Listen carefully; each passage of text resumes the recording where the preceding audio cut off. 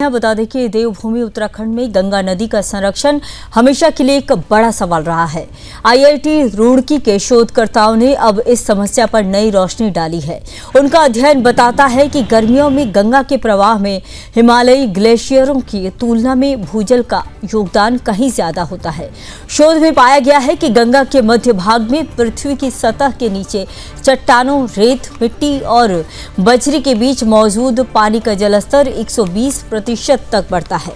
जबकि गर्मी के मौसम में नदी का आधे से ज्यादा पानी भाप बनकर उड़ जाता है। यह खुलासा इस बात को समझने में मदद करता है कि गंगा सूखने की मुख्य वजह ग्लेशियर नहीं, बल्कि नदियों के जलमार्ग में बदलाव, भूजल का अत्यधिक दोहन और सहायक नदियों की उपेक्षा है। शोधकर्ताओं के प्रोफेसर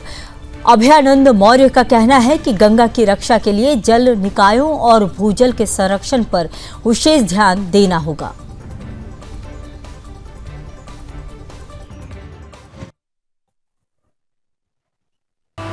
गंगा के प्रवाह को समझने के लिए हम लोगों ने देवप्रयाग से लेकर हावड़ा तक मुख्य शहरों और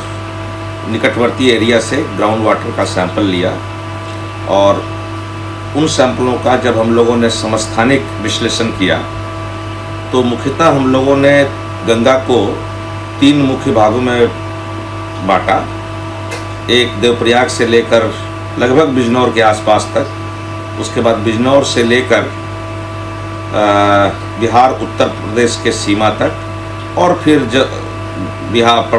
उत्तर प्रदेश बिहार के सीमा से लेकर हावड़ा तक। इन तीन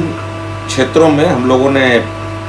समस्थानिकों के आधार पर पाया कि नदी का जो प्रवाह है उसमें जो भूजल है उसकी मात्रा अलग अलग है और इसके आधार पर हम लोगों ने इसमें ये देखा कि जो बिजनौर से लेकर बिहार और उत्तर प्रदेश के सीमा तक का जो एरिया है, लगभग 1200 किलोमीटर का एरिया, नदी का ये वाला जो हिस्सा है वो मुख्यतः भूजल द्वारा फीड किया जाता है और उसके बाद यूपी और बिहार सीमा पे जब हिमालय की दूसरी नदियाँ जैसे कि घाघरा, गंडक और सोन जो साउथ की तरफ से आती है, ऐसे नदियों के मिलने के बाद